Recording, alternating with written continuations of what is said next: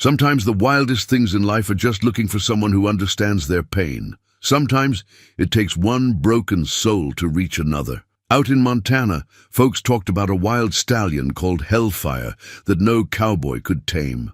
The McAllister Ranch offered $1,000 to anyone who could break him. All failed. Then a mountain man named Whit Malone rode in from the hills. Bearded, silent, carrying scars from a hard life. He didn't fight the horse like the others. He just watched and waited. Then he stepped into that ring like a man facing his past. What happened next wasn't about breaking anything. It was about healing. But what secret did this stranger carry that would change everything? Before we jump back in, tell us where you're tuning in from, and if this story touches you, make sure you're subscribed, because tomorrow I've saved something extra special for you. The McAllister Ranch stretched across 3,000 acres of Montana high country, where the grassland rolled like a green ocean toward the Bitterroot Mountains. Thomas McAllister had built it with his own hands 40 years ago, when the territory was still wild, and a man's word meant more than any contract. Now at 63, his weathered face told the story of every drought, every harsh winter, every small victory that had kept his family's legacy alive.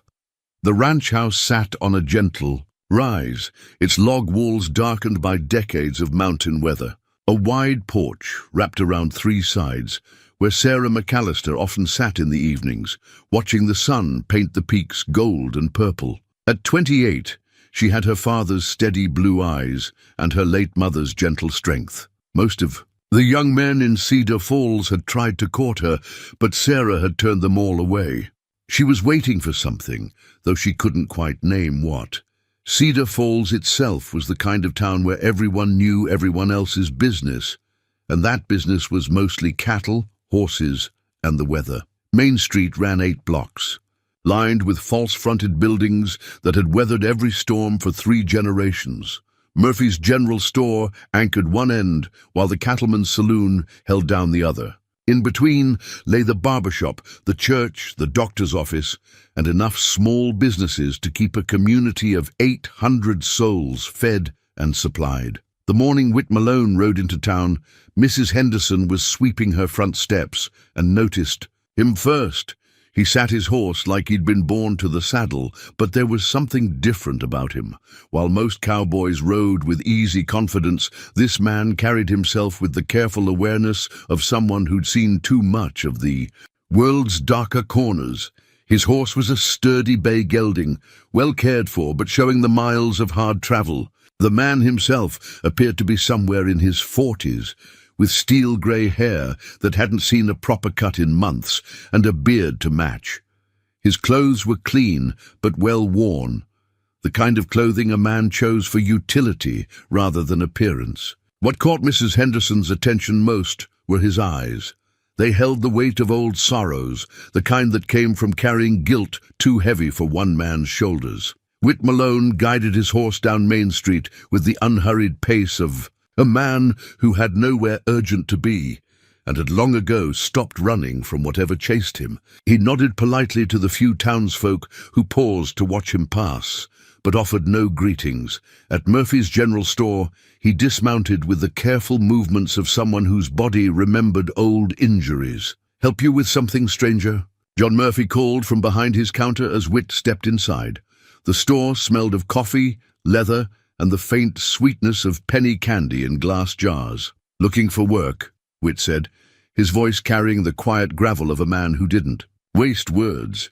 "Heard there might be something at the McAllister place." Murphy's eyebrows rose. News traveled fast in Cedar Falls, and everyone knew about the $1,000 prize for taming Hellfire. "You heard about that stallion, did you?"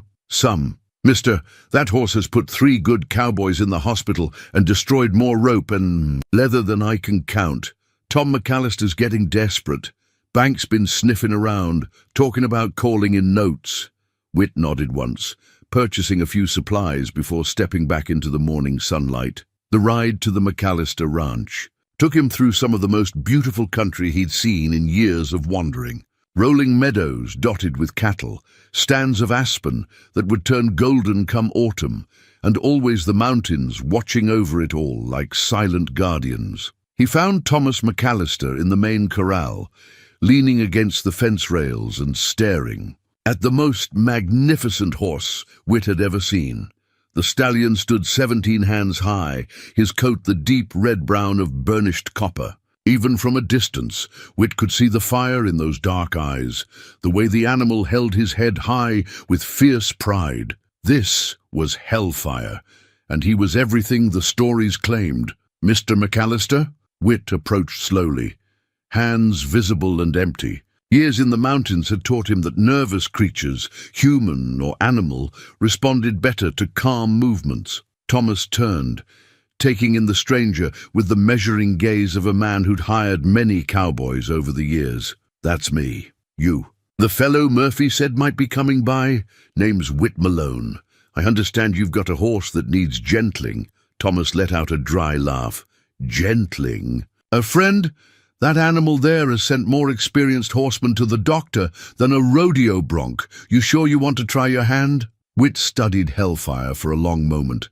The stallion had noticed him too, ears pricked forward, nostrils flaring, to catch his scent. There was intelligence in those eyes, and something else, a pain that Whit recognized because he carried its twin in his own chest. "I'd like to try a different approach, if you don't mind." "Different how?" "Patient-like. Take some time to understand him before trying to ride him." Thomas McAllister had seen enough failed attempts to be skeptical, but something about this quiet stranger gave him pause. There was no swagger, no boastful confidence, just a calm certainty that spoke of experience with difficult situations. "The $1,000 still stands," Thomas said, "but fair warning, I can't afford to pay wages while you figure him out. You'll have bunk and board, but that's about it." "That's fair enough." The sound of boots on gravel announced Sarah's approach. Before she came into view around the corner of the barn, she wore a simple blue dress that brought out her eyes, her blonde hair pulled back in a practical braid. When she saw the stranger talking with her father, she slowed her step, curiosity evident in her expression. "Sarah, this is Whit Malone. He's going to try his hand with Hellfire." Sarah extended her hand with the directness of a woman raised on a ranch. "Pleased to meet you, Mr. Malone. I hope you have better luck than the others." Her handshake was firm, her gaze direct and honest. Whit found himself holding her attention a moment longer than politeness required, struck by the warmth in her eyes, so different from the careful wariness he'd grown accustomed to seeing in mirrors. "Thank you, miss.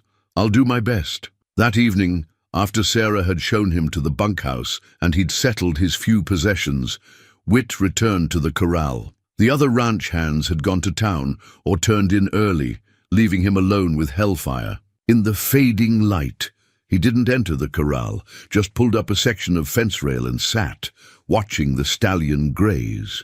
Hellfire acknowledged his presence with lifted ears and a few steps closer, but maintained his distance. That was fine with Whit. He'd learned patience in the mountains, where rushing meant mistakes, and mistakes could mean death. As full darkness settled over the ranch, Whit could hear the sounds of the night. Cattle settling, the distant call of a coyote, the whisper of wind through grass. In his saddlebags, wrapped in oiled cloth, lay a tarnished cavalry saber from another life. He hadn't looked at it in years, but its weight seemed heavier tonight. Sarah appeared beside him like a ghost, moving quietly across the yard. "Mind if I join you?" "Not at all." She settled onto the fence rail beside him, close enough that he caught the faint scent of soap and sunshine in her hair. For a time, they sat in comfortable silence, watching Hellfire move like a shadow in the moonlight. "He's beautiful, isn't he?" she said finally. "That he is. And hurt, I'd guess." "Hurt? Something's broken his trust in people. The way he holds himself, always ready to run or fight. I've seen it before." Sarah studied Whit's profile in the moonlight. In horses? In mirrors? The honesty of his answer caught her off guard. Most men, especially those seeking to impress, kept their vulnerabilities hidden. This stranger seemed to wear his scars like badges of honor, not proudly, but openly. "How long have you been traveling?" she asked. "5 years, give or take, since I left the cavalry. The war's been over a long time. Some wars don't end when the treaties are signed." Before Sarah could ask what he meant, Hellfire nickered softly from across the corral. Both humans turned to see the stallion standing at the fence, not 20 feet away, watching them with calm curiosity. "Well, I'll be," Sarah whispered. "He's never come that close when people are around." Wit remained perfectly still, letting the horse look his fill. After several minutes, Hellfire tossed his head once and moved away, but without the aggressive posturing he'd shown to every other human who'd tried to approach. "That's a start," Wit said quietly. As they walked back toward the house, Sarah found herself stealing glances at this quiet stranger. There was something about him that spoke to the lonely places in her heart, a gentleness beneath the weathered exterior that promised understanding for whatever sorrows a person might carry. "Breakfast is at dawn," she said as they reached the porch steps. "I'll be there, Mr. Malone." She turned back as he headed toward the bunkhouse. "I hope you'll stay long enough to give this a real try. That horse needs someone who understands him." In the darkness, Wit smiled, the first genuine smile that had touched his face in months. "I understand him just fine, Miss McAllister. Question is whether he'll come to understand me." As he settled into the narrow bunk that night, Wit stared at the ceiling and listened to the night sounds of the ranch. For the first time in years, he felt something he'd almost forgotten. Hope. Not just for the broken stallion in the corral, but for the broken man trying to find his way back to something resembling peace. Outside, Hellfire stood silhouetted against the star-filled sky, and both man and horse carried the weight of old wounds into their dreams. Dawn came soft and golden over the McAllister ranch, painting the mountains in shades of rose and amber. Wit was already at the corral when Sarah brought him coffee, steam rising from the tin cup in the cool morning air. "You're an early riser," she observed, settling beside him on the fence. "Old habit. In the cavalry, dawn was when the enemy liked to attack." It was the first real detail he'd shared about his past, and Sarah filed it away carefully. She watched as Hellfire grazed on the far side of the enclosure, seemingly ignoring their presence, while clearly aware of every movement they made. "What's your plan with him?" Wit sipped his coffee, considering. "No plan exactly, just going to spend time with him. Let him get used to me being around." The other cowboys tried rope and saddle right off. I imagine they did. Probably figured if they could just get on him once, they could break his spirit. But you don't want to break his spirit. Wit looked at her then, something deep and sad moving in his grey eyes. "Miss McAllister, there's enough broken things in this world. I'd rather try healing something for a change." After breakfast, Wit returned to the corral with nothing in his hands but a small wooden carving he'd found near the fence. A child's toy horse, weathered by seasons of wind and rain. He examined it carefully, noting the careful craftsmanship, the love that had gone into every detail. "Where did this come from?" he asked Thomas, who was watching from the barn door. The older man's face grew somber. "That belonged to my grandson, Billy, Sarah's boy. He died 3 years ago. Fever took him in the winter." Wit felt something cold settle in his chest. Sarah was married, widowed young. Her husband died in a mining accident when Billy was just 2. She raised that boy herself until... Thomas's voice trailed off. "Billy loved that horse more than anything. Carved it himself when he was 7, spent hours out here pretending to train wild mustangs. The pieces began falling into place in Wit's mind. The pain he'd seen in Hellfire's eyes, the way the stallion held himself apart from human contact, the location where he'd found the toy. This was Billy's favorite spot? Right where you're standing. He'd sit on that fence rail every morning, talking to whatever horses we had in the corral. Had a way with them, that boy. Animals trusted him." Wit studied the wooden horse, then looked up at Hellfire. The stallion had moved closer, drawn perhaps by the familiar scent of the carved toy or some deeper memory. "Billy was here when it happened to Hellfire." Thomas nodded slowly. "Billy found him, Hellfire had gotten tangled in old barbed wire up in the high pasture, cut up pretty bad. The boy spent 3 days nursing that horse back to health, sleeping in the barn, making sure he ate and drank. They were inseparable after that.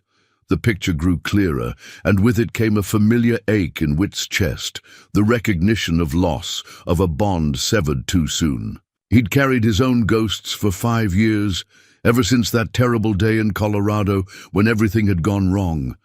As if sensing Whit's thoughts, Hellfire approached the fence.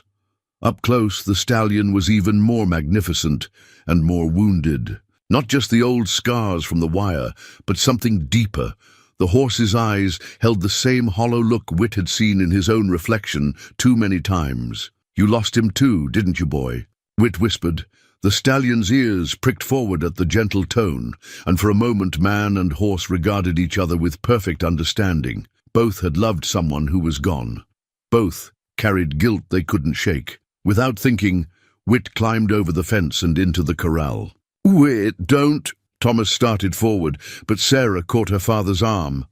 "Wait," she said quietly.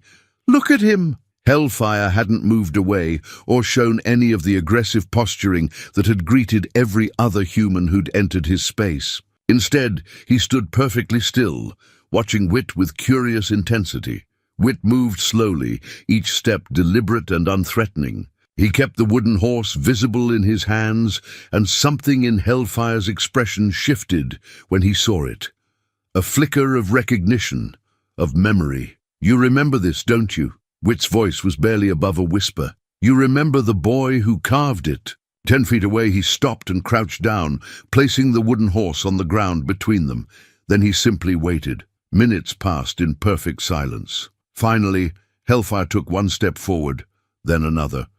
His nostrils flared, catching Whit's scent, processing this new human who didn't demand or threaten, who simply offered presence and understanding. The stallion stretched his neck down to sniff the carved horse, and Whit saw something break in those dark eyes, a dam of grief finally giving way to the tears held back too long. In that moment, as he watched Hellfire grieve for a lost boy, Whit's own memories came flooding back with crushing force. The village in Colorado, the order to burn it out, civilians and all, his refusal to comply, the court-martial that followed. But worse than any of that, the memory of Lieutenant James Hartley, barely 22, who died trying to carry out Whit's countermanding order to evacuate the civilians first.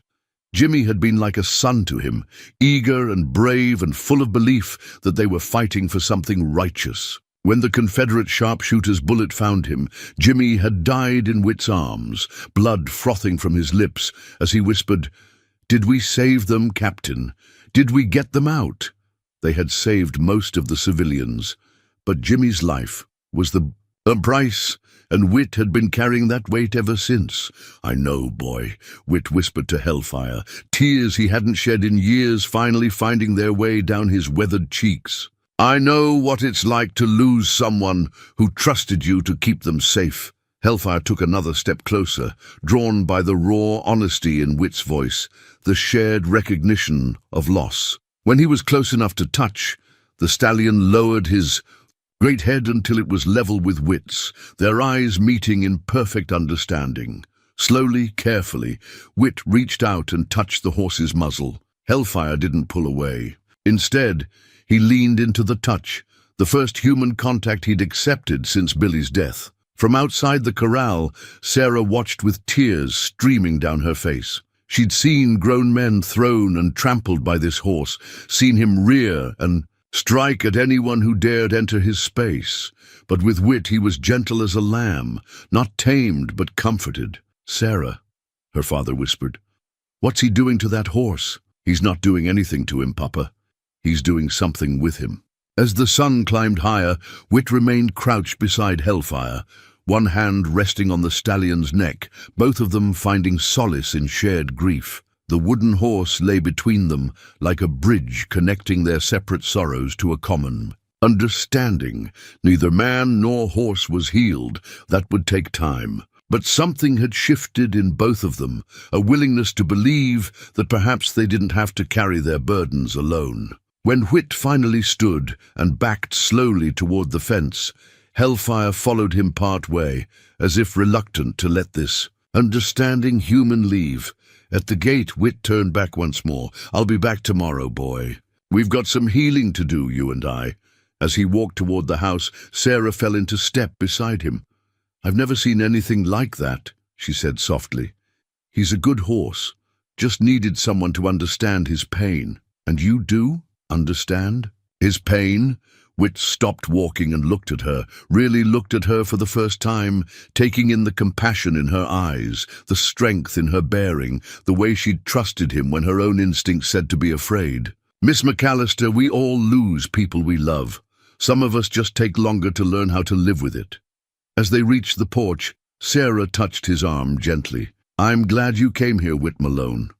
I think you and Hellfire are going to help each other find some peace." That night, as Whit lay in his narrow bunk, he felt something he hadn't experienced in 5 years of wandering, a sense of purpose beyond mere survival. Tomorrow he would return to Hellfire, and together they would begin the long journey back from the darkness that had claimed them both. The days that followed took on a gentle rhythm that felt foreign to Whit after years of restless wandering.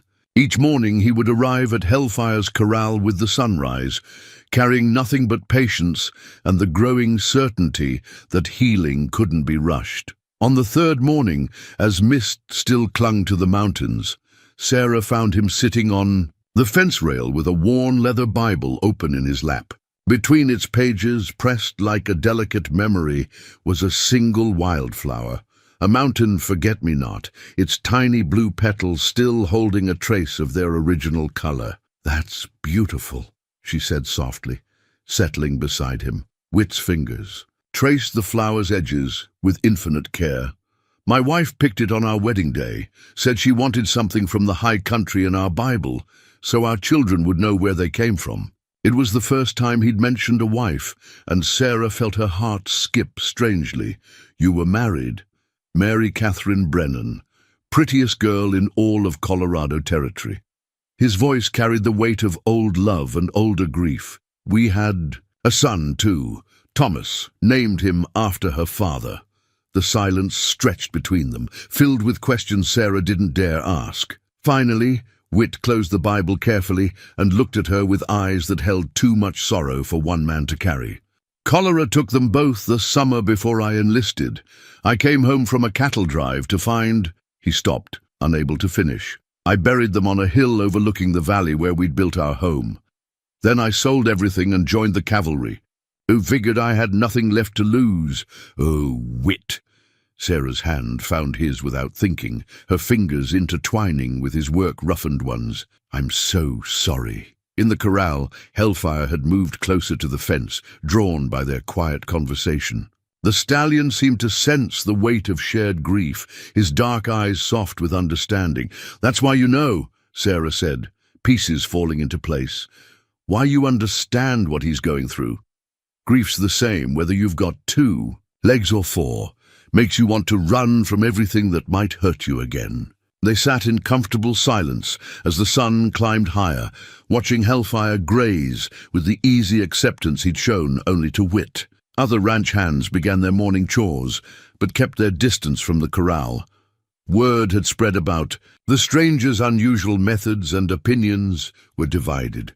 "That mountain man's touched in the head," Jake Morrison had declared at the cattleman's saloon the night before. Jake was a top hand on the neighboring Rocking W Ranch, known for his skill with difficult horses and his pride in that skill. You can't gentle a horse with pretty words and patience.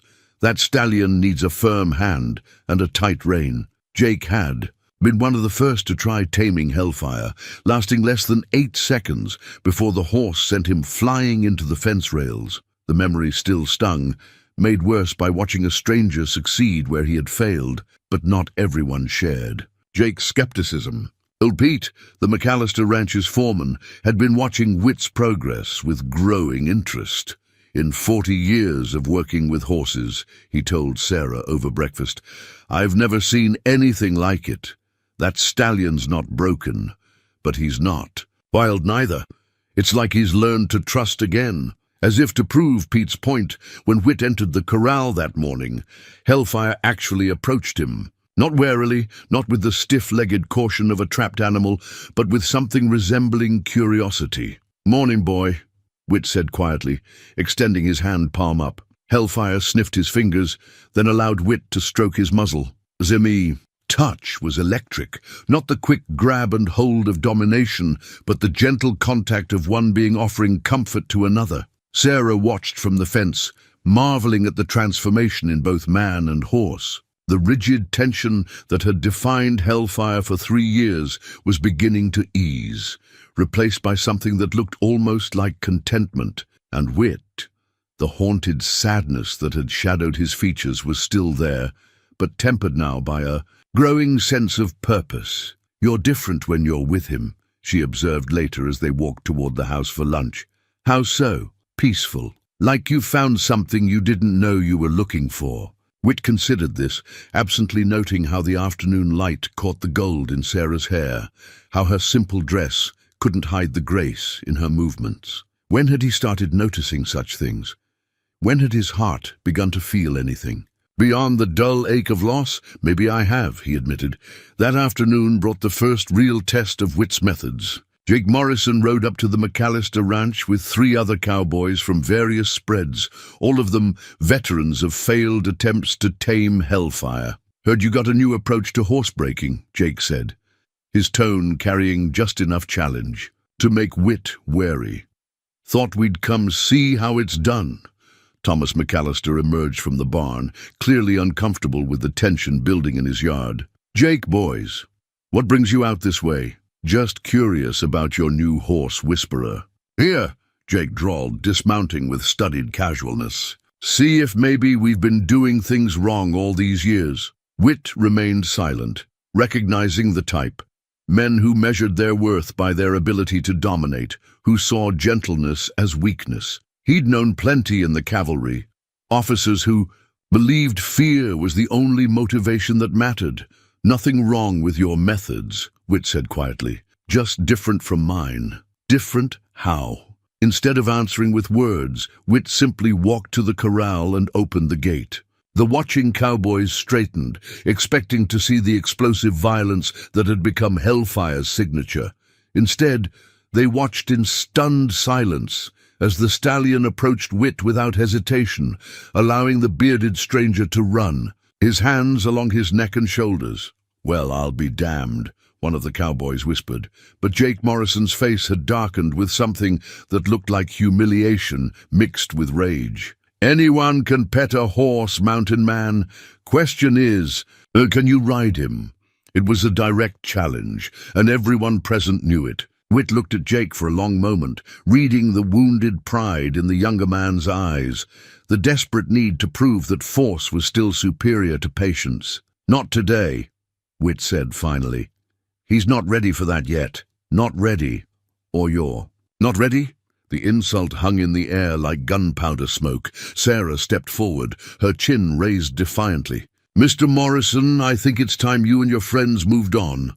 Just asking a fair question, Miss McAllister. Man claims he can tame the untamable, ought to be willing to prove it." Whit felt the familiar cold settle in his chest. The battle, calm that had served him through a dozen cavalry engagements. But this wasn't a battlefield, and Jake Morrison wasn't the enemy. Just a proud man nursing wounded feelings. "When he's ready, I'll ride him," Whit said evenly.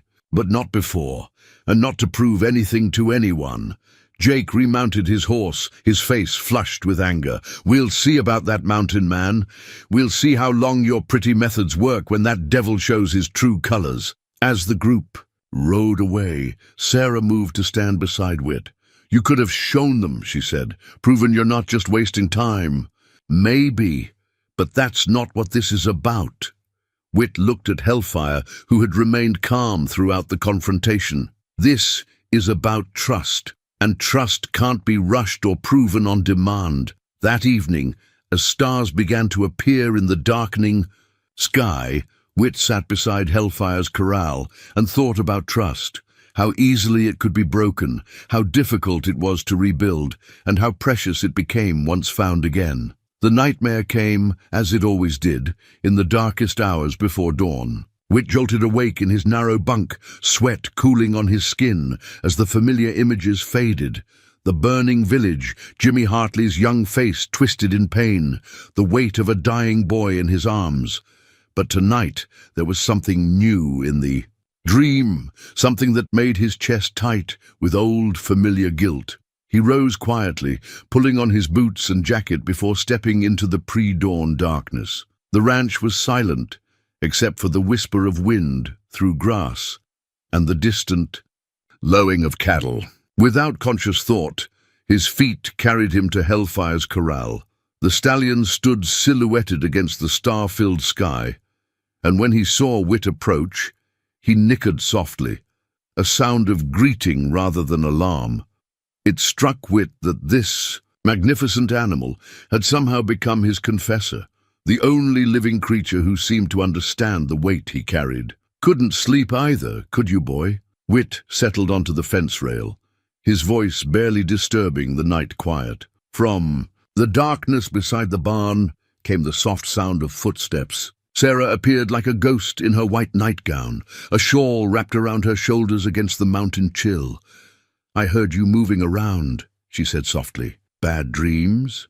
Whit nodded, not trusting his voice. In the starlight, Sarah looked ethereal, almost fragile, and he found himself wondering what right a man with blood on his hands had to even think about her. Want to talk about it? For a moment, he considered telling her everything. About Jimmy Hartley, about the court-martial, about the long years of wandering that had brought him to this place. Instead, he reached into his jacket and withdrew something he hadn't looked at in months, a silver harmonica, tarnished with age and wear. "This belonged to my lieutenant," he said, turning the instrument over in his hands. Jimmy Hartley, barely 22, from a farm in Ohio, used to play Shenandoah around the campfire at night, had the prettiest voice you ever heard. Sarah settled beside him on the fence, close enough that he could smell the lavender soap she used, feel the warmth of her presence in the cool air. "What happened to him?" "He died following my orders." The words came out flat, matter of fact, but Sarah heard the ocean of pain beneath them. "We were supposed to clear out a Confederate stronghold, a village they'd been using as a supply depot. Command wanted it burned to the ground, civilians and all." Whit's fingers traced the harmonica's surface, finding the dents and scratches that told their own story of hard campaigning. "I couldn't do it. Wouldn't do it. Sent Jimmy and half the patrol to evacuate the civilians while I held off the Confederate. Reinforcements. Figured if I disobeyed orders, at least I was the only one who'd face court-martial. But something went wrong. Confederate sharpshooter got Jimmy while he was helping an old woman to safety. Bullet caught him right." Whit's voice broke, and he had to stop, gather himself before continuing. "He died in my arms, asking if we'd saved them all. We had, mostly, but the cost." Sarah's hand found his, her fingers warm against his cold skin. "You did the right thing." "Did I? Jimmy would still be alive if I'd followed orders. He'd have gone home to that farm in Ohio, married his sweetheart, raised children, and dozens of innocent civilians would be dead. Maybe, or maybe the war would have ended sooner if we'd been more ruthless. Maybe more soldiers would have lived if officers like me had been willing to stop." Sarah's voice was gentle but firm. "Whit Malone, you listen to me. You chose to save innocent lives at the cost of your career and your peace of mind. That's not something to feel guilty about. That's something to be proud of." In the corral, Hellfire had moved closer to the fence, drawn by their quiet conversation. The stallion's dark eyes seemed to reflect the starlight as he watched them with calm attention. "He understands, doesn't he?" Sarah said, nodding toward the horse. "He knows what it's like to lose someone you were supposed to protect. Billy trusted him to be gentle, to be safe. Then Billy died, and there was nobody left who understood what he needed. Until you came along." Whit raised the harmonica to his lips and played a few soft notes of Shenandoah, tentative at first, then with growing confidence. The melody drifted across the silent ranch, hauntingly beautiful in the pre-dawn stillness. Hellfire's ears pricked forward, and he took another step closer to the fence. "Jimmy used to say music could heal anything," Whit said when the last note faded away. "Wish I'd believed him then. Maybe it's not too late to start believing now." As they sat together, in the darkness, something shifted between them, an understanding that went deeper than words, a recognition of kindred spirits who had both known loss and were slowly learning to hope again. When dawn finally touched the mountain peaks with rose and gold, Sarah rose to return to the house. At the porch steps, she turned back. "Whit, that lieutenant of yours, Jimmy, do you think he'd want you to carry this guilt forever?" "What do you mean?" "I think he'd want you to find some peace, maybe even some happiness." As she disappeared into the house, Whit remained at the corral, watching Hellfire graze in the growing light. The stallion seemed more relaxed than ever, as if the music had soothed something wild in his spirit. Over the following days, a new routine developed. Each morning, Whit would spend time with Hellfire, gradually increasing their contact. The horse now allowed him to run his hands along his neck and shoulders, to check his hooves, even to drape a blanket across his back for brief periods. More importantly, the rest of the ranch community was beginning to accept Whit's methods. Even the most skeptical hands had to admit that Hellfire was changing, not broken, but somehow more at peace with himself and his circumstances. But not everyone was pleased with the progress. Jake Morrison had returned twice more, each time with a larger group of cowboys, eager to see the mountain man fail. His challenges grew more pointed, his implications more direct. Whit was all talk, no action. He was taking advantage of Thomas McAllister's desperation. He was playing some kind of long confidence game. "Mark my words," Jake told anyone who would. "Listen at the Cattleman's Saloon. That horse is going to hurt someone bad before this is over. And when it happens, I'm going to be there to say I told you so." Meanwhile, Thomas McAllister was facing his own pressures. The bank had sent another representative, this one less patient than the first. The ranch's debts were mounting, and the $1,000 prize for taming Hellfire was looking more like a desperate gamble than a reasonable solution.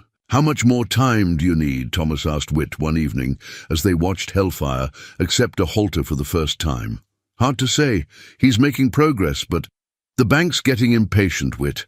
I might not have much more time to give you." That night, as Whit played Jimmy's harmonica beneath the stars, he felt the weight of responsibility settling on his shoulders like a familiar burden. It wasn't enough to heal himself and Hellfire anymore.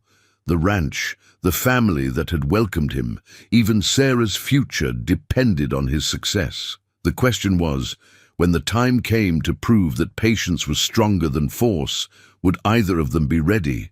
Word of the mountain man and his gentle ways with Hellfire spread beyond Cedar Falls, like ripples in a still pond. By the third week of Whit's stay, visitors began arriving from neighboring towns, ranchers curious about his methods, horse traders looking for new techniques.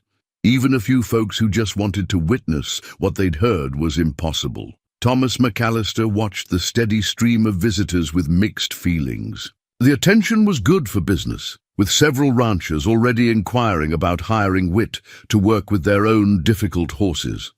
But the growing audience also meant growing pressure, and pressure had a way of turning even the gentlest situations volatile. "You're becoming quite the celebrity," Sarah observed one morning as they watched a group of horsemen from Missoula approach the ranch. Whit frowned, his discomfort obvious. "Celebrity's the last thing I want to be. Crowds make me nervous, and they make Hellfire nervous too." It was true. The stallion had grown increasingly skittish as more strangers gathered around his corral, and Whit had noticed the old wariness creeping back into those dark eyes. Trust, he was learning, was as fragile as it was precious. Among the morning's visitors was a face Whit recognized. Captain Marcus Wade, his former commanding officer from the cavalry. Wade wore civilian clothes now, but carried himself with the unmistakable bearing of a career military man. "Captain Malone, Wade said, extending his hand as he approached the corral. Or should I say Mr. Malone now? Marcus. Whit shook the offered hand warily. Didn't expect to see you in Montana. I'm ranching now, over in the Bitterroot Valley. Heard through the grapevine about your work here. Thought I'd come see for myself. The two men studied each other across years of shared history and complicated feelings. Wade had been the one to sign the court-martial papers, though Whit had always suspected his former commander's heart wasn't in it. That's quite an animal, Wade said, nodding toward Hellfire. Reminds me of that black stallion we captured from the Apaches down in Arizona Territory. Remember him? I remember. Took 6 men to hold him down for shoeing. Wild as a mountain storm and twice as dangerous. This one's different. Wade studied Whit's face, noting the changes 3 years of civilian life had wrought. The bitter anger was gone, replaced by something that looked almost like peace. So are you, apparently. Their conversation was interrupted by the arrival of Jake Morrison and 4 other cowboys, all of them mounted and moving with the deliberate swagger of men looking for trouble. Well, well, Jake called out, his voice carrying across the yard. Look who's drawn himself an audience. You putting on a show today, Mountain Man? Sarah stepped closer to Whit, her jaw set with determination. Jake Morrison, you're not welcome here. My father made that clear. This is still a free country, Miss McAllister. Man's got a right to watch a public spectacle. There's no spectacle here, Whit said quietly. Just a man working with a horse. Working, Jake laughed, but there was no humor in the sound. I've been watching you for weeks, and all I've seen is petting and talking. When are you going to actually ride that animal? The challenge hung in the air like a drawn blade. Around the yard, conversations died as people turned to watch the confrontation. Even Hellfire seemed to sense the tension moving restlessly in his corral. When he's ready, Whit replied. He looks ready to me. Hell, he's got a halter on, doesn't he? Hey, what more do you need? Captain Wade stepped forward, his voice carrying the authority of old command. Morrison, is it? I suggest you move along. This is private property. Jake's eyes narrowed as he took in Wade's bearing, recognizing another military man. And you are someone who knows what he's looking at. Wade's tone brooked no argument. Captain Malone here has more experience with difficult horses than you'll see in a lifetime. If he says the animal isn't ready, then it isn't ready. The use of his old rank made Whit stiffen slightly, but he said nothing. Around them, the gathered crowd was growing restless, sensing drama but unsure what they were witnessing. Jake Morrison's face flushed red with humiliation and anger. Being dismissed by one soldier in front of another was more than his pride could bear. Captain, is it? Jake's voice dripped sarcasm. Well, Captain, maybe you can explain why your boy here is too yellow to climb on a horse he claims to have. Intamed. The insult found its mark. Whit felt the familiar cold settle in his chest, the battle calm that preceded violence. His hand moved unconsciously to where his cavalry saber would have hung, finding only empty air. Jake. Sarah's voice cut through the tension like a knife. That's enough. You need to leave. Now. But Jake was past the point of reason, driven by weeks of wounded pride and public humiliation. He dismounted and began walking toward the corral, his hand resting on the rope coiled at his side. Tell you what, Mountain Man, since you're too scared to prove your methods work, maybe I'll just show these folks how a real cowboy handles a difficult horse. Don't. Whit's voice carried a warning that made several people step back instinctively. Stay away from him, or, what, you'll court-martial me? The words hit like a physical blow. Whit's past, his disgrace, his exile, all of it suddenly exposed for everyone to see. He saw the questions in Sarah's eyes, the recognition in Wade's face, the cruel satisfaction in Jake's expression. That's right, folks, Jake announced to the crowd. Your hero here isn't just a mountain man. He's a disgraced cavalry officer. Got himself court-martialed for disobeying orders. Probably got good soldiers killed with his cowardice. The silence that followed was deafening. Whit felt every eye in the yard fixed on him, felt the weight of judgment and speculation. In his peripheral vision, he saw Sarah's face, the shock and confusion written there. Then Jake Morrison opened the gate to Hellfire's corral. "No!" Whit lunged forward, but it was too late. The stallion, already agitated by the crowd and the hostile energy, exploded into action as Jake entered his space with rope in hand. Years of trust and patient progress seemed to evaporate in an instant as Hellfire reared, striking out with deadly hooves at this new threat. Jake rolled aside just in time, the horse's iron shoes missing his head by inches. The crowd scattered, some running for the safety of the buildings, others climbing fences or diving behind water troughs. "Hellfire!" Whit's voice cut through the chaos, carrying a note of command and desperation that penetrated even the horse's panic. "Easy, boy. Easy." The stallion's ears flicked toward the familiar voice, but he remained agitated, circling the corral with wild eyes and flaring nostrils. Jake Morrison had scrambled to safety outside the fence, his face pale with the realization of how close he'd come to serious injury or death. "See?" Jake shouted, his voice shaking. "That's what your gentle methods get you, a killer horse that'll cave in the first skull it gets near." But Whit wasn't listening. He was already moving toward the corral gate, his attention focused entirely on the frightened animal inside. Behind him, he heard Sarah call his name, heard the murmur of voices discussing what they'd just witnessed. In his jacket pocket, folded and refolded until the creases were nearly worn through, lay the faded commission papers that had once made him Captain Whitman Malone of the United States Cavalry, the same papers that documented his court-martial and dismissal from service. He'd carried them for 5 years, a reminder of honor lost and trust betrayed. Now, as he approached the gate of Hellfire's corral, he wondered if those papers would soon represent yet another failure. Another situation where his methods had proven insufficient to overcome the violence of the world. The corral fell silent, except for the sound of Hellfire's labored breathing and the scrape of his hooves against packed earth. Whit stood at the gate, his hand on the latch, while 30 pairs of eyes watched to see what the disgraced cavalry officer would do next. "Don't go in there," Jake Morrison called from his position of safety behind a water trough. "That horse is loco, he'll kill you." Whit ignored him, his attention focused entirely on Hellfire. The stallion stood in the center of the corral, sides heaving, ears flat against his skull. All the progress of the past week seemed to have evaporated in an instant, replaced by the wild fear that had defined him since Billy's death. "Whit." Sarah's voice was soft but urgent. "Please don't." He turned to look at her then, and what she saw in his grey eyes made her breath catch. Not the reckless determination of a man with nothing to lose, but the quiet certainty of someone who had finally found something worth risking everything for. "It's all right," he said, and somehow his calm voice carried across the yard to every watching person. "He's scared, not mean. There's a difference." Whit opened the gate and stepped into the corral with the same unhurried movements he'd used from the first day.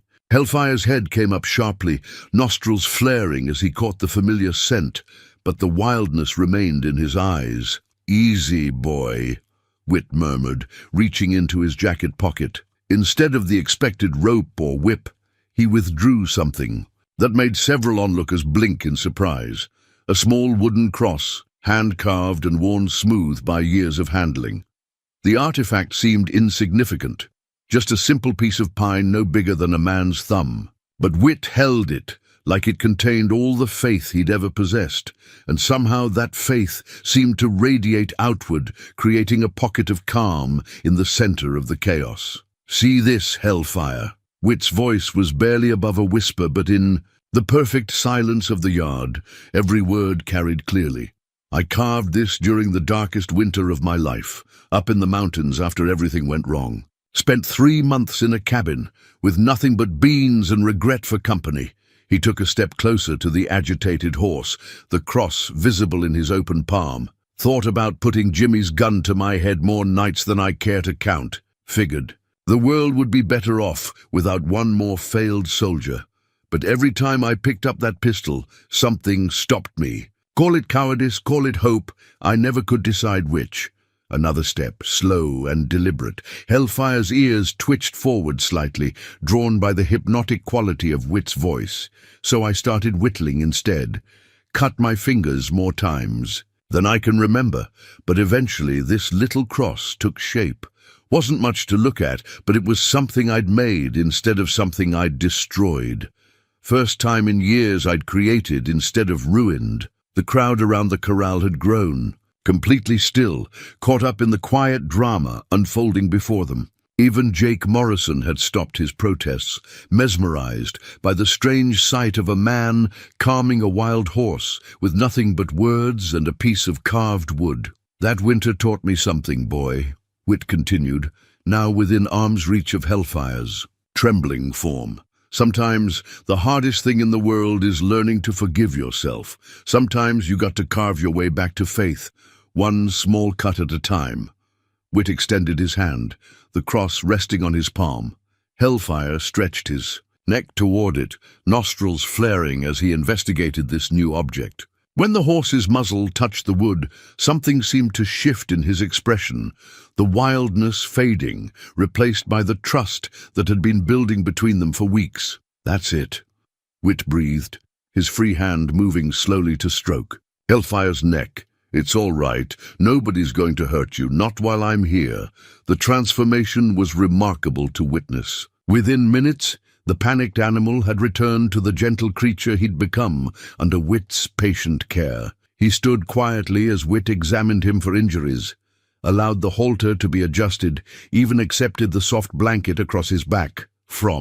Outside the fence, Captain Wade spoke into the silence. "I've seen a lot of horsemen in my time, but never anything like that." His words broke the spell that had held the crowd transfixed. Murmurs of amazement rippled through the gathered spectators, and more than one person was heard to mutter about miracles and divine intervention. But Sarah saw something the others missed. The way Wit's hands shook slightly as he secured the blanket, the exhausted slump of his shoulders once the immediate crisis had passed. What had looked effortless to the crowd had cost him dearly. As the visitors began to disperse, talking excitedly among themselves about what they'd witnessed, Sarah approached the corral gate. Wit was still inside with Hellfire, the two of them, standing together like old friends. "That was incredible," she said softly. Wit's smile was tired but genuine. "Wasn't me, it was this." He held up the wooden cross, its surface gleaming dully in the afternoon light. "Faith has a power all its own, if you're willing to trust in it." "Is that what you learned in the mountains? To have faith?" "I learned a lot of things in those mountains. Most important was that running away from your past doesn't make it disappear. It just makes you a stranger to yourself." As evening approached, the last of the visitors departed, leaving the ranch peaceful once more. But the day's events had changed something fundamental. Word would spread about what people had seen, and with it would come new pressures, new expectations. Jake Morrison had left with his companions, but not before delivering a final warning that carried the weight of a threat. "This ain't over, mountain man. That horse is still dangerous, and someday someone's gonna get hurt. When it happens, their blood will be on your hands." Later that evening, as Wit sat on the porch with Thomas and Sarah, the older man broached the subject they'd all been avoiding. "The bank representative was here today," Thomas said heavily. "Mr. Hartwell. He saw what happened in the corral, saw how you handled Hellfire, and he's willing to extend our deadline, gave us 2 more weeks to demonstrate that the horse can be safely ridden and sold." Sarah felt her heart sink. 2 weeks wasn't long, and despite the progress Wit had made, Hellfire still hadn't allowed anyone on his back. "Can you do it?" Thomas asked. "Can you have him ready to ride in 2 weeks?" Wit was quiet for a long moment, his gaze fixed on the distant mountains where the last light of day painted the peaks in shades of rose and gold. "I can try," he said finally. "But Thomas, you need to understand, if I push him too hard, too fast, we might lose everything we've gained. Some things can't be rushed." "I know, but we're running out of time, and the ranch—" Thomas's voice trailed off, heavy with the weight of 3 generations of family history that might be lost. "I'll do what I can," Whit promised. As the stars emerged in the darkening sky, Whit found himself holding the wooden cross again, its familiar weight a comfort in his palm. He'd carved it in desperation and carried it in hope. Now it would serve as a reminder that sometimes the greatest acts of faith required the greatest risks. Tomorrow, he would begin preparing Hellfire for the ultimate test. The question was whether 2 weeks would be enough to complete a healing that had taken a lifetime to break. The attack came on a moonless night, 10 days before the bank's deadline. Whit woke to the sound of horses' hooves and men's voices, his cavalry-trained instincts pulling him from sleep instantly. Through the bunkhouse window, he could see shapes moving in the darkness near Hellfire's corral. Too many shapes, moving with the purpose of men up to no good. He dressed quickly, his hands automatically checking for weapons he no longer carried. The voices grew louder as he approached the corral, and he recognized Jake Morrison's drawl cutting through the night air. "Easy now, boys. Remember, we want him alive. Dead horse ain't worth nothing to nobody. What if he fights?" Another voice asked one of the cowboys who'd ridden with Jake that first day. "Then we fight back. Mountain Man ain't the only one who knows how to handle difficult animals." Whit counted at least 6 men in the darkness, all of them armed and mounted. They'd brought extra rope and what looked like a makeshift loading chute. This wasn't a spur-of-the-moment decision, but a planned theft. In the corral, Hellfire was already agitated, sensing the hostile intentions of the intruders. He paced along the far fence, snorting and tossing his head, the trust Whit had built with him, evaporating under the pressure of familiar threats. "Jake!" Whit called out, stepping into the open. "What do you think you're doing?" The men spun toward him, hands moving to their weapons. In the starlight, Jake Morrison's face was a mask of grim determination and wounded pride. "What should have been done weeks ago," Jake replied.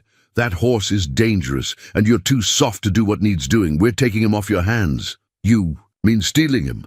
"I mean claiming the bounty that should have been mine from the start. Thomas McAllister offered $1,000 to anyone who could tame that stallion. Well, I'm going to tame him my way and collect what's owed me." Whit felt the familiar cold settle in his chest, the battle calm he'd known too well during the war. But this wasn't a battlefield, and these weren't enemy soldiers. They were misguided men driven by pride and desperation. "Jake, listen to me," he said, his voice carrying the authority of his old rank. "You don't want to do this. You take that. Horse by force, you'll undo everything he's learned. You'll make him wild again, maybe permanently. Good. Wild horses should be wild or broken. None of this in-between nonsense you've been peddling." One of Jake's companions was already working on the corral gate, and Hellfire's agitation was growing by the second. The stallion recognized the threat these men represented, remembered the pain and fear that came with ropes and whips and rough handling. "You're scaring him," Whit said, taking a step forward. "Let me calm him down first. Stay back." Jake's hand moved to his gun. "You've had your chance, Mountain Man. Time for real cowboys to show you how it's done." The gate swung open, and 2 men entered the corral with ropes ready. What happened next was everything Whit had feared. Hellfire exploded into violence, rearing and striking with deadly hooves, his eyes rolling white with panic and rage. But instead of running, instead of allowing fear to paralyze him, Whit felt something change inside him. The guilt and self-doubt that had defined him for 5 years suddenly crystallized into crystal-clear purpose.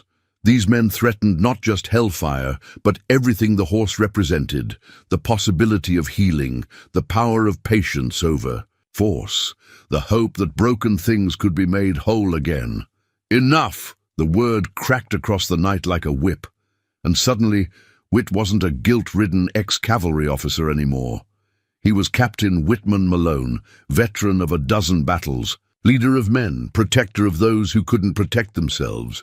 His transformation was immediate and terrifying. The slouched shoulders straightened, the careful movements became fluid and dangerous, and his gray eyes held the cold fire that had once made Confederate soldiers retreat rather than face his cavalry charge. Jake's companions saw the change and stepped back instinctively, recognizing a predator in their midst. But Jake himself, blinded by pride and anger, pressed forward. "You threatening us, mountain man?" "I'm promising you," Wit replied, his voice deadly quiet. "Touch that horse, and you'll answer to me." The first cowboy to enter the corral made the mistake of throwing his rope at Hellfire's head. The stallion reared away from the loop, and in that moment of chaos, Wit moved. His years in the mountains had kept him in fighting shape, and his cavalry training had never truly left him. He flowed over the corral fence like water, his body, remembering skills honed in battle. The cowboy with the rope found himself flat on his back, Wit's hand around his throat, before he'd even seen the attack coming. "Drop it," Wit said quietly, and the rope fell from nerveless fingers. The second man in the corral tried to circle behind him, but Hellfire solved that problem by charging, forcing the intruder back against the fence rails. The horse's loyalty to Wit was absolute. They were partners now, facing a common threat. "You see that?" Wit called to Jake, his voice carrying across the corral. "He's not just protecting himself anymore. He's protecting me. That's what trust looks like." But Jake Morrison was past the point of reason. He drew his pistol, and for a moment the night balanced on the edge of violence. Then a new voice cut through the darkness. "I wouldn't do that if I were you." Captain Marcus Wade stepped into the circle of lamplight, his own weapon drawn and steady. Behind him came Thomas McAllister and 3 ranch hands, all of them armed, and looking grim. "Marcus," Wit said, not taking his eyes off Jake's gun, "thought you'd headed back to the bitter root." "Planned to. Then I got curious about something and decided to do a little research." Wade reached into his jacket and withdrew. "A yellowed newspaper clipping. Found this in the territorial archives. Makes for interesting reading." Even in the poor light, Wit could see the headline: "Cavalry Officer Saves Civilians, Faces Court-Martial." Jake's gun wavered slightly. "What's that supposed to mean?" Wade began to read. "Captain Whitman Malone of the 3rd Colorado Cavalry disobeyed. Direct orders yesterday to prevent what he called the massacre of innocent civilians.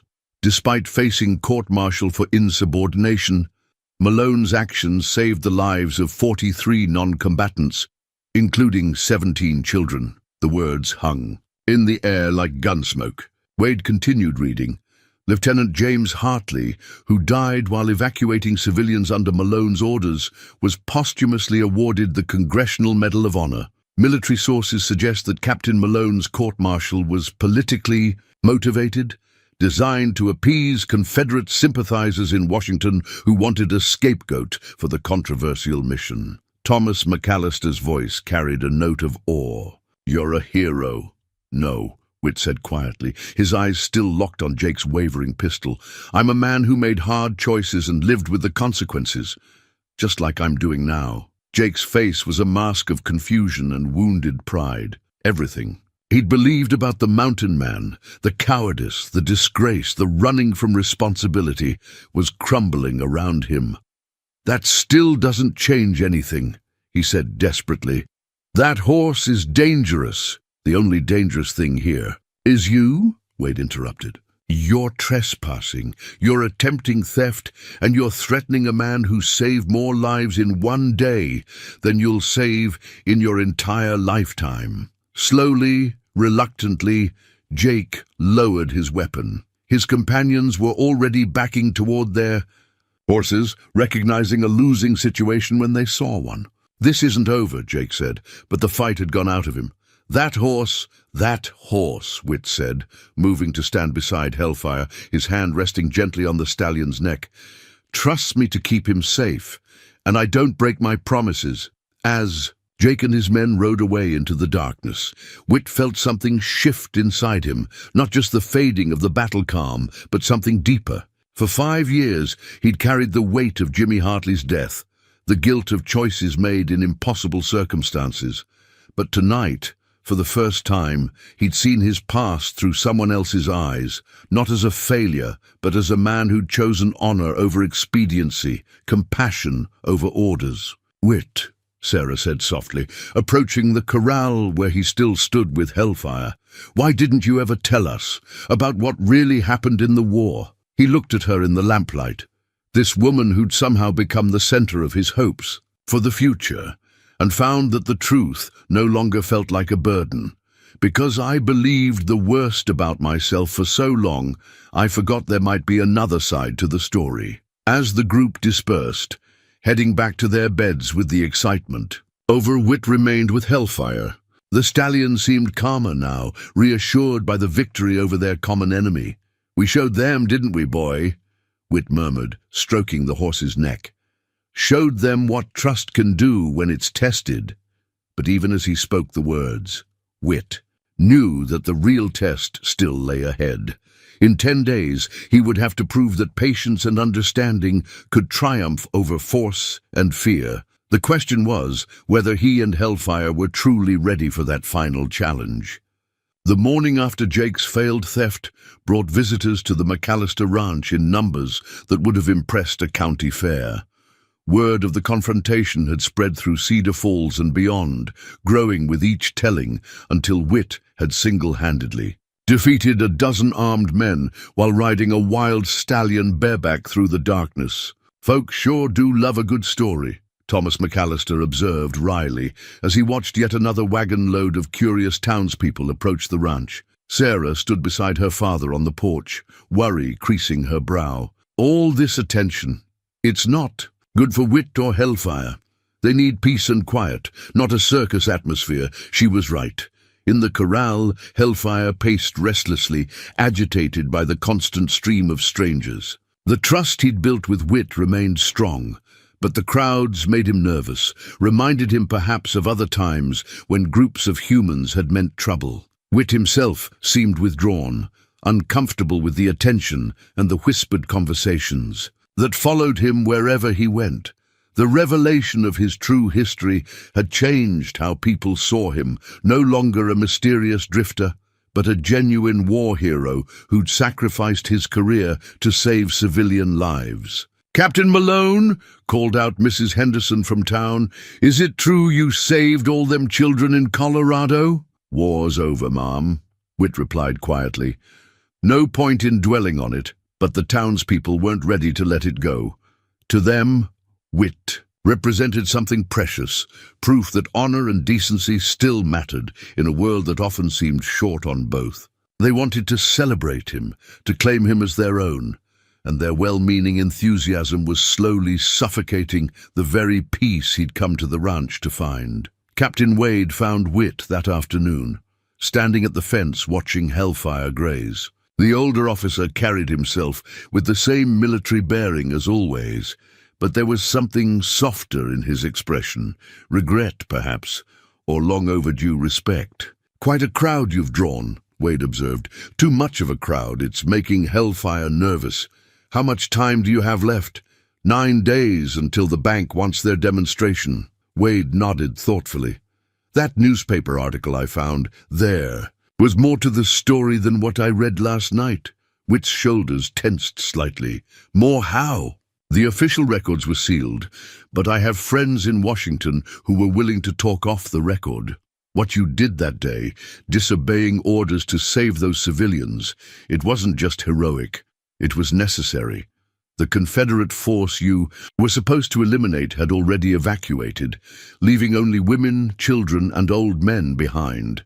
I know. The politicians needed a scapegoat when the story broke, someone to blame for the mission's failure. You were convenient." Whit was quiet for a long moment, watching Hellfire move with easy grace around the corral. "Jimmy Hartley still died because of my choice. Jimmy Hartley died doing his duty, saving innocent lives. That's how heroes die, Whitman, with purpose."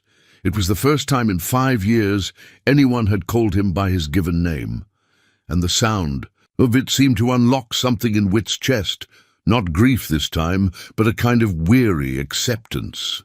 "I've been carrying his ghost for so long," Whit said quietly. "Sometimes I forget what I was like before the guilt took hold. I remember. You were the finest officer I ever served with.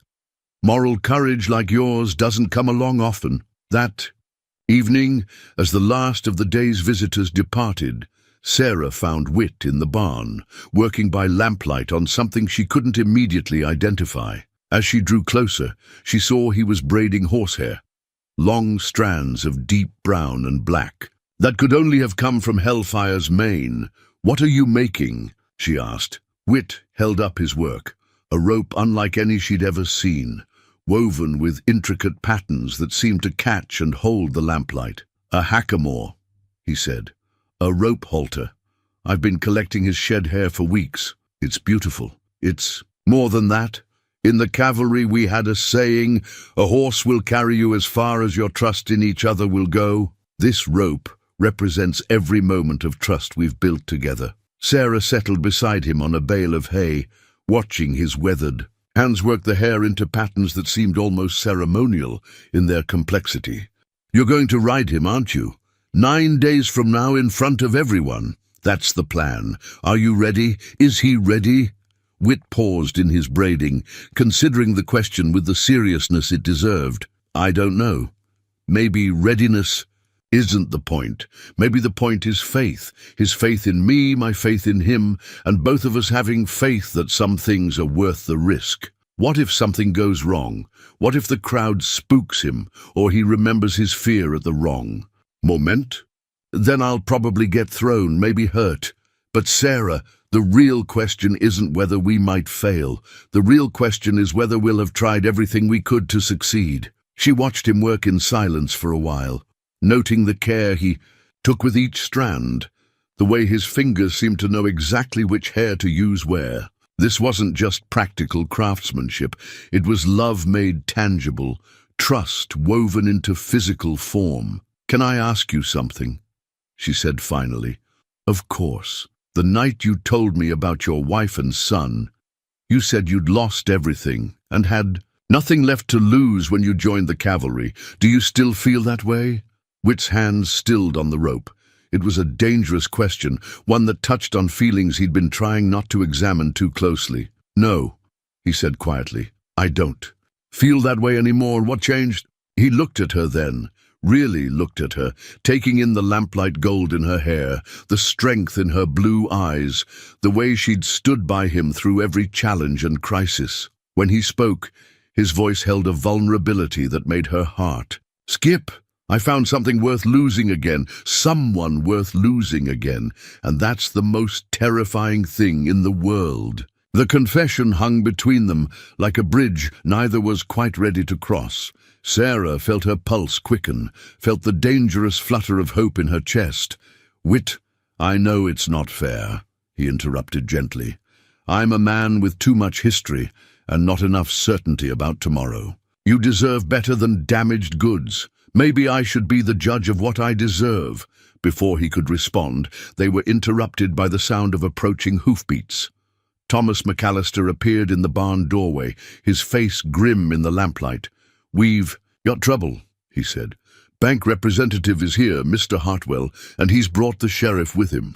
Whit and Sarah exchanged glances, both recognizing the implications. If the bank was involving law enforcement, it meant they were preparing to foreclose, regardless of any demonstration. They found Mr. Hartwell in the main house, a thin man in an expensive suit who carried himself with the cold authority of someone accustomed to delivering bad news. Sheriff Morrison, Jake's older brother as it happened, stood beside him with obvious discomfort. "Mr. McAllister," Hartwell began without preamble, "I'm afraid there's been a development. The bank's board of directors has reviewed your situation, and they've decided that the risk of continuing this arrangement is too great."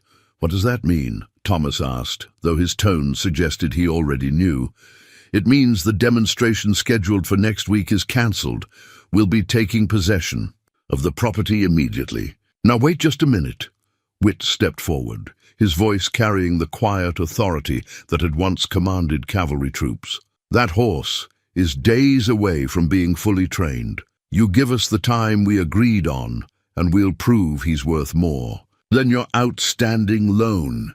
Hartwell looked at Whit with the disdain of a man who dealt in numbers rather than possibilities. "Mr. Malone, is it? I've heard about your methods. Very touching, I'm sure. But the bank deals in realities, not sentiment. Then deal with this reality, Wit replied.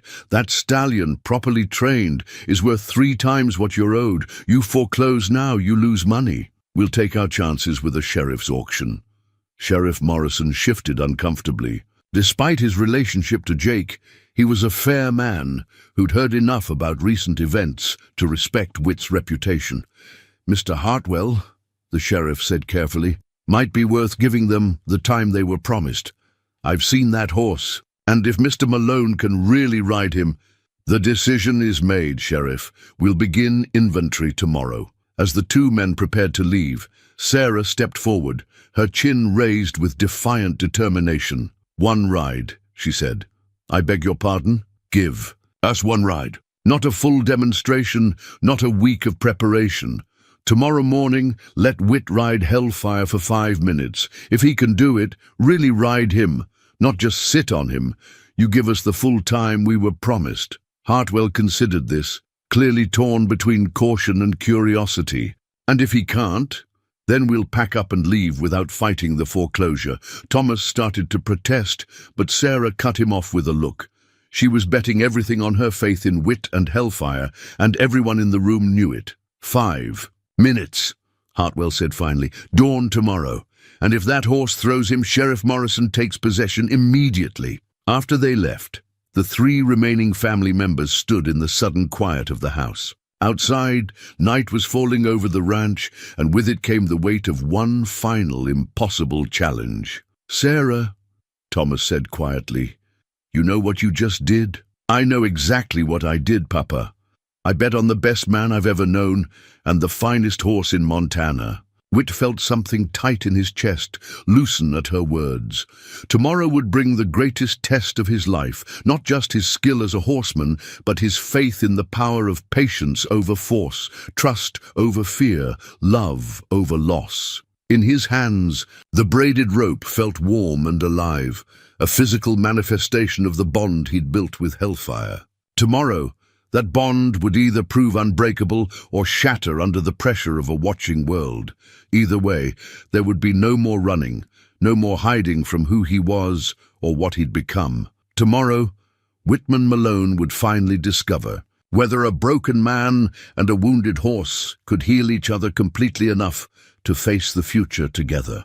Dawn came grey and cold over the McAllister Ranch. The mountains shrouded in mist that seemed to hold the world in hushed anticipation. Wit had been awake for hours, standing at his window watching the eastern sky slowly lighten, his father's silver spurs heavy in his hands. He hadn't worn them since the day he'd left home to marry Mary Catherine 23 years ago. They'd belonged to his father, old Samuel Malone, who'd built a small spread in Colorado Territory with nothing but grit and determination. Samuel had died believing his son would carry on the family tradition of working with horses, never knowing that war would steal that future away. Now, as Wit fastened the spurs to his boots for the first time in over 2 decades, he felt the weight of generations settling on his shoulders. These spurs had seen honest work, had been worn by men who understood that the relationship between human and horse was sacred, built on mutual respect rather than dominance. They fit you better than they ever fit me, Thomas McAllister said from the doorway. He'd been watching Wit prepare with the quiet intensity of a man who understood that some moments changed everything. Your father would be proud to see you wearing them today. Wit stood, testing the familiar weight. The spurs rang softly with each step, a sound he'd forgotten he missed. I hope so. I hope a lot of things this morning. Outside, the crowd had already begun to gather despite the early hour. Word had spread beyond Cedar Falls, drawing horsemen and ranchers from 3 counties to witness what they'd heard was impossible. Mr. Hartwell stood near the corral with Sheriff Morrison and a pocket watch, his face set in the skeptical lines of a man who dealt only in sure things. Sarah appeared at Wit's side as he approached the corral, her face pale but determined. How do you feel? Scared, he admitted. Scared and ready and more alive than I've been in years. He knows, doesn't he? Hellfire knows what today means. Whit looked at the stallion, who stood quietly in the center of the corral with an alertness that suggested he understood perfectly that this morning was different. The horse's dark eyes tracked every movement, catalogued every face in the growing crowd, but showed none of the agitation that had marked previous public gatherings. "He knows," Whit confirmed. "Question is whether he trusts me enough to go through with it." Captain Wade pushed through the crowd, his weathered face grave. "Whitman, you don't have to do this. There are other ranches, other opportunities. You could walk away right now, and nobody would think less of you." "I would think less of me," Whit replied simply. "And so would he." He nodded toward Hellfire. "We've come too far to quit now, Marcus. Some promises have to be kept, even when, especially when, keeping them is hard." The crowd had swelled to nearly 200 people, more than had ever gathered. At one time in Cedar Falls' history, farmers stood next to ranchers, townspeople mixed with cowboys from a dozen different spreads. At the back of the crowd, barely visible but unmistakably present, stood Jake Morrison. His face was unreadable, but he'd come to witness either Whit's triumph or his failure. Mr. Hartwell consulted his pocket watch with theatrical precision. 5 minutes, Mr. Malone, starting when you mount that animal. If he throws you, or if you dismount before time is called, the ranch is forfeit." "Understood." Whit picked up the braided rope he'd finished the night before, its intricate patterns catching the morning light. Every strand of hair had come from Hellfire's mane and tail, collected over weeks of patient grooming and trust-building. It wasn't just a halter. It was a physical manifestation of their partnership, strong as steel but gentle as a caress. The crowd fell silent as Whit opened the corral gate. This was the moment they'd all come to see, when weeks of patient work would either prove themselves or dissolve into violence and failure. Hellfire watched him approach with calm attention, his ears forward but relaxed. When Whit held out the rope halter, the stallion lowered his head to accept it, a gesture so simple and trusting that several people in the crowd murmured in amazement. "That's it, boy," Whit said softly, adjusting the rope with practiced movements. "Just like we've done 100 times before. Nothing different except all these folks watching." But there was something different, and both man and horse could feel it. This wasn't practice anymore. This was the culmination of everything they'd built together, the final test of whether patience and understanding could triumph over fear and force. Whit ran his hands along Hellfire's neck and shoulders, checking for tension, offering comfort through touch. The horse stood perfectly still, trusting completely in this human who had never hurt him, never demanded more than he could give. The crowd held its collective breath as Whit gathered the lead rope in his left hand and reached for Hellfire's withers with his right. This was the moment, the transition from partnership on the ground to partnership under saddle, the ultimate expression of trust between species. "Time starts now," Mr. Hartwell announced, his pocket watch held prominently in his raised hand. Whit took a deep breath, feeling his father's spurs against his boots, the weight of generations of horsemen in his blood, and swung himself up onto Hellfire's back. For a heartbeat that seemed to stretch into eternity, man and horse stood frozen in perfect balance. Hellfire's muscles bunched beneath Whit's legs, every instinct the stallion possessed screaming at him to buck, to fight, to throw off this weight on his back. But stronger than instinct was trust. Trust built over weeks of patient kindness. Trust earned through understanding rather than demanded through force. Hellfire took one tentative step, then another. The crowd released a collective breath they hadn't realized they'd been holding as the stallion began to move around the corral. With Whit seated calmly on his back, the braided rope loose in his hands. 2 minutes remaining, Mr. Hartwell called out, his voice carrying a note of surprise that he couldn't quite suppress. But as Hellfire settled into an easy walk, something unexpected happened. Jake Morrison pushed through the crowd, his face twisted with desperation and rage. "That's not riding," he shouted. "Any fool can sit on a calm horse, make him really work." Before anyone could stop him, Jake grabbed a handful of dirt and small stones from the ground and hurled them at Hellfire's hindquarters. The effect was instantaneous and catastrophic. The stallion exploded into the violent bucking that had sent every other cowboy to the hospital, his body arching and twisting with lethal power. The crowd scattered, screaming, as Hellfire transformed from gentle partner to wild tornado of muscle and fury. Whit felt the familiar cold settle over him, not the battle calm of a soldier this time, but something deeper and more fundamental. This was the moment every horseman dreaded and lived for, when all theory dissolved into pure instinct and all trust was tested by chaos. Instead of fighting Hellfire's bucking, Whit moved with it, his body flowing like water over the stallions. Arcing back, his father's spurs never touched the horse's sides. They were tools of communication, not punishment. His hands remained light on the braided rope, offering guidance without constraint. "Easy, boy," Whit murmured, his voice somehow carrying over the sounds of panic and violence. "I'm still here, still with you." The words seemed to penetrate Hellfire's terror. The stallion's ears flicked toward the familiar voice, and something in his explosive movements began to change. Still wild, still powerful, but no longer purely destructive. Then Jake Morrison made his fatal mistake.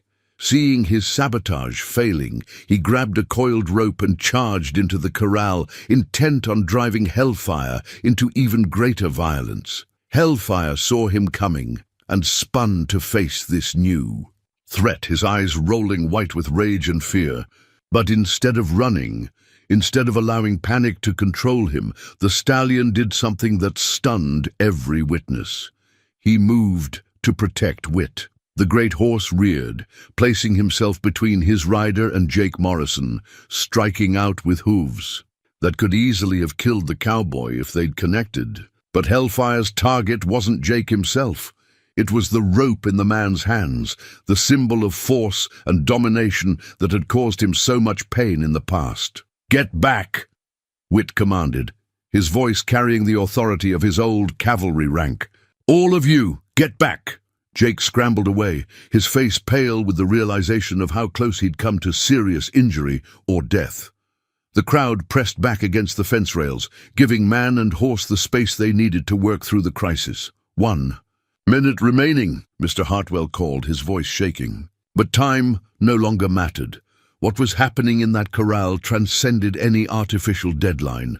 Hellfire had chosen his side, had declared his loyalty in the most dramatic way possible. He stood now with Whit on his back, both of them facing the crowd with quiet dignity, partners in the truest sense of the word. Whit reached into his jacket pocket and withdrew something that made Sarah's breath catch. A simple gold wedding band, worn thin by years of handling. It had been Mary Catherine's ring, the symbol of a love that had defined his youth and whose loss had defined his years of wandering. With infinite care, Whit leaned forward and worked the ring free from his finger. Not Mary Catherine's ring, but his own wedding band, worn all these years as a monument to grief. He held it up so the morning sunlight caught the gold, then pressed it into the soft earth at the base of the corral's central fence post. The gesture was witnessed by 200 pairs of eyes, but its meaning was clear only to Sarah. He was burying his past, releasing his grip on old sorrows, making room in his heart for new love and new hope. "Time," Mr. Hartwell called, his voice subdued.